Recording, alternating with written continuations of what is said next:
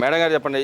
ఈ ప్రభుత్వం 18 నెలల పరిపాలనలో దాదాపు 2,32,000 కోట్లు సంక్షేమ పథకాలు కానీ వీటికి కానీ ఇవ్వకుండా ఆపేసింది. వాళ్ళు బాబు షూరిటీ భవిష్యత్ గ్యారంటీ కింద పత్రాలు పట్టుకొని ఏదైతే మీరు ఇచ్చారో అవి పట్టుకొని తిరుగుతున్నారు. మీకోసం నాయకుల కోసం ఎతుకుతున్నారంట కానీ నిజంగానే మీకు ఏమైనా కనపడ్డారా? మాకైతే అట్లాంటి వాళ్ళు ఎవరు కనపట్లేదండి. బాబు షూరిటీ భవిష్యత్తు గ్యారంటీలో చంద్రబాబు గారు చెప్పిన పథకాలన్నీ అమలు చేశారండి. ప్రతిదీ అమలు చేశారు. ఏది చేయలేదు? నిరుద్యోగులకి ఉద్యోగ అవకాశాలు కల్పించారు. మళ్ళా ఉచిత బస్సు ప్రయాణం మహిళలకు ఇచ్చారు. పిల్లలు ఎంతమంది పిల్లలు ఉంటే అంతమందికి తల్లికి వందనం ఇచ్చారు. రైతులకి రైతు భరోసా ఇచ్చారు. ఏ పథకాలు ఇవ్వలేదండి చంద్రబాబు గారు. నువ్వు జగన్మోహన్ రెడ్డి జనాలని ప్రజల్ని సంస్థల్ని ఎలగొట్టాడు. ఏంటిని? జాకీ కంపెనీని, అమర్ రాజా కంపెనీలని భయపెట్టి కమిషన్ల కోసం వాళ్ళని భయపెట్టి ఎలగొట్టావు. కానీ చంద్రబాబు నాయుడు గారు, లోకేష్ గారు సంస్థలను తీసుకొచ్చి ప్రజలకి ఉద్యోగ అవకాశాలు, యువతకి ఉద్యోగ అవకాశాలు అవన్నీ కల్పిస్తున్నారు.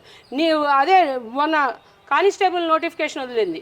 నీ హయాంలో 4,500 నుంచి చంద్రబాబు గారు 12,500కు పెంచింది చంద్రబాబు గారి ఘనత, నీది కాదు. అలాగే ఇంకేం చేయలేదు. పోనీ మీ దగ్గరికి కాగితాలు వచ్చి తీసుకొస్తున్నారన్నారు కదా, మా వరకు ఎవరు రావట్లేదు. మీ దగ్గరికి అలాంటి వాళ్ళు ఎవరన్నా వస్తే మాకు గ్రీవెన్సీలో మేము పెట్టాము, మా దగ్గరికి తీసుకురండి. అది చేసే సత్తా మా నాయకుడికి ఉంది, మా అధినాయకుడికి ఉంది. అదేవిధంగా చూసుకుంటే ఈ గవర్నమెంట్ వచ్చిన తర్వాత కన్నబాబు గారు మాట్లాడుతూ ఉన్నాడు. ఈ 18 నెలల పరిపాలనలో దాదాపు ఎటు చూసినా అభివృద్ధి ఏం జరగలేదు, అన్యాయాలు, అక్రమాలు, గొడవలు, కక్షలు, కారంపాయాలు, మా నాయకుల అక్రమ అరెస్టులు నడిచింది తప్పితే సంక్షేమ పథకాలు కానీ ఇంకేం జరగట్లేదు, రాష్ట్రంలో అంతా అభివృద్ధి విఘాతంగా ఉంది ఈ గవర్నమెంట్ అని చెప్పి అంటున్నాను. నిజంగానే అలా చేస్తుంది ఈ గవర్నమెంట్ వచ్చిన తర్వాత? యాండి చంద్రబాబు నాయుడు గారి గవర్నమెంట్లో కక్షలు కార్పణ్యాలు చేయాలంటే ఈ పాటికి ఎంతమంది వైసీపీ నాయకులు జైల్లో ఉండాలండి? ఎవరి మీద ఆయన కక్ష సాధించాడు? ఒక కొడాలి నానిని వదిలేశారు, రోజాని వదిలేశారు, జగన్మోహన్ రెడ్డి 1,00,000 కోట్లు ఇది చూసిన మనిషిని వదిలేశారు, ఆయన కుటుంబాన్ని బజార్కి ఇచ్చిన అందరినీ వదిలేశారు. అదే జగన్మోహన్ రెడ్డి అదే విషయంలో ఆయన ఉంటే కనుక ఇవాళ పసుపు చొక్కా వేసుకొని పసుపు రంగు చూసిన వాళ్ళని కూడా జగన్మోహన్ రెడ్డి బతకనీయడండి. ఆయన ఎవరిని, చంద్రబాబు గారు ఎవరి మీద కక్షా కార్పణ్యాలు చూపించారు? అదేమీ చేయలేదు. ఆయన చట్టం తన పని తను చేసుకుపోద్ది అని ఆయన తన పని తను చేసుకుంటున్నారు. ఏదైనా చట్టబద్ధంగా చేస్తున్నారే తప్ప అన్యాయంగా చేయట్లేదు. మేడం గారు చెప్పండి. ఇటు చంద్రబాబు నాయుడు, పవన్ కళ్యాణ్, అటు లోకేష్ గారు జనాలకు ఎవరు కనపడలేదు, మిస్సింగ్ కేసు అని చెప్పి మాట్లాడుతున్నారు. ఎవరు మిస్ అయ్యారంటారో? రాష్ట్రంలో 2024-25 మధ్యలో జగన్మోహన్ రెడ్డి గారు ప్రజల మధ్య ఉన్నాడు అని చెప్పి చెప్తున్నారు. నిజంగానే మీకు జగన్మోహన్ రెడ్డి గారు ప్రజల్లో కనపడ్డా? కురసాల కన్నబాబు గారికి, వెంకటరెడ్డి గారికి మేము చెబుతున్నాము, ముందు మీ నాయకుడు ఎక్కడున్నాడో చూసుకోండి, తర్వాత మా నాయకులు ఎక్కడున్నారో మేము చూపిస్తాం. మా నాయకులు నిరంతరం ప్రజాక్షేత్రంలోనే ఉంటున్నారు. చంద్రబాబు గారు ముఖ్యమంత్రిగా తన పని తను చేసుకుంటూ వెళ్తున్నారు.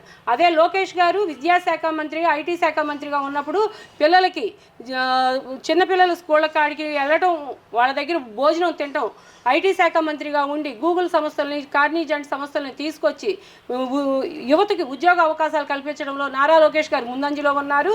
అలాగే మన ఉప ముఖ్యమంత్రి పవన్ కళ్యాణ్ గారు కూడా పంచాయతీరాజ్ శాఖ కార్యక్రమాలు, అదే గిరిజన ప్రాంతాలకు కూడా ఆయన కాలినడకతో వెళ్ళి ప్రజలకు, మన మంగళగిరి దగ్గర కూడా వీళ్ళ హయాంలో రోడ్లు తీసేసిన చోటుకు కూడా రోడ్లు వేసి ఆయన వెళ్ళి ప్రజాక్షేత్రంలో పవన్ కళ్యాణ్ గారు కూడా జనాలకు కనపడ్డారు.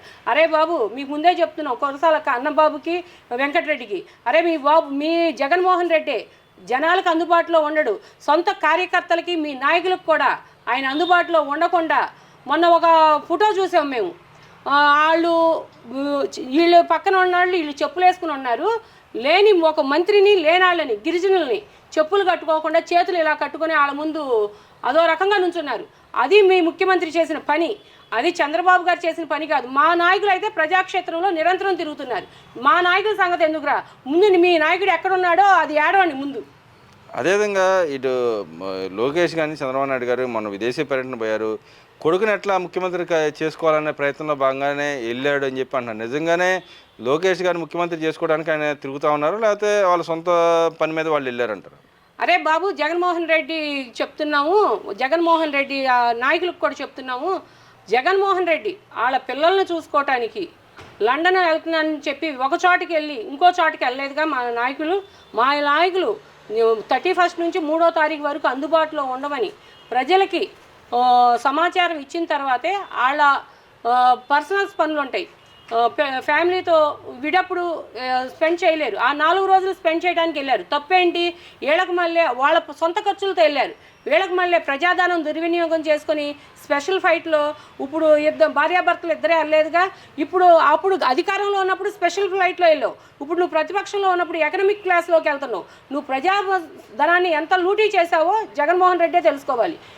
అంతేగాని వాళ్ళు పర్సనల్గా వెళ్ళేదాన్ని బట్టి కూడా మీరు రాజకీయం చేస్తున్నారంటే అది మీ విజ్ఞతకే వదిలేస్తున్నాం. అదేవిధంగా భోగాపురం ఎయిర్పోర్ట్ మా టైంలో జరిగిందని చెప్తున్నారు. నిజంగానే వాళ్ళ టైంలో జరిగిందా, లేకపోతే ఈ గవర్నమెంట్ వచ్చిన తర్వాత పూర్తి చేసిందంటారా? మరి భోగాపురం ఎయిర్పోర్టు చంద్రబాబు గారు ఇచ్చేసినప్పుడు 2016లో ఆయన శంకుస్థాపన చేసినప్పుడు అసలు ఎర్రబోసు కూడా వెళ్ళదన్నాడు. ఎర్రబోసు కూడా ప్రయాణం చేయలేదని చెప్పిన జగన్మోహన్ రెడ్డి ఇవాళ భోగాపురం ఎయిర్పోర్టు నిన్న 4వ తారీఖున కేంద్ర మంత్రి రామ్మోహన్ నాయుడు గారితో ఢిల్లీ నుంచి స్పెషల్ ఫ్లైట్ ల్యాండ్ అయింది. మరి అది చేసింది చంద్రబాబా నువ్వు జగన్మోహన్ రెడ్డి? ఎవరో కన్న బిడ్డకి తండ్రివి నువ్వని చెప్పుకున్నట్టుంది. సిగ్గుచేటుగా లేదా జగన్మోహన్ రెడ్డి? 1వ తారీఖు చంద్రబాబు నాయుడు గారు ఇక్కడ రాష్ట్రంలో న్యూ ఇయర్ కానుకగా ఏదైతే పేద మధ్యతరగతి ప్రజల కోసం ఏదైతే ట్రోప్ ఛార్జెస్ గతంలో వేసేదో అవన్నీ 4,000 కోట్ల దాకా తీసేసిన పరిస్థితి. దానివల్ల అసలు ఎవరికి మేలు జరుగుతుందంటారు? ఏం జరిగిందంటారు?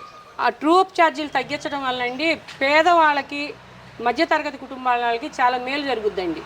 ఈ కరెంటు బిల్లులు ట్రోప్ ఛార్జీలు పెంచడం వలన ఇప్పుడు జగన్మోహన్ రెడ్డి గవర్నమెంట్లో 13,000 కోట్లు పెంచడం వల్ల ఏం జరిగిందంటే ఇప్పుడు కరెంటు బిల్లులు ఎక్కువ రావడం వల్ల పెన్షన్లు కూడా పోయినాయి.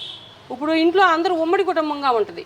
కొంచెం ఒక 10 యూనిట్లు 20 యూనిట్లు పెరగడం వలన కూడా మినిమం 300 యూనిట్లే దాటాలని ఉంది.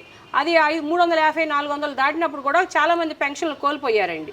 ఇప్పుడు అదే విషయం ఇప్పుడు చంద్రబాబు గారు తగ్గించడం వల్ల ఇప్పుడు పెన్షన్లు కోల్పోయిన వాళ్ళకి కూడా పెన్షన్లు పెట్టడం కుదురుద్ది.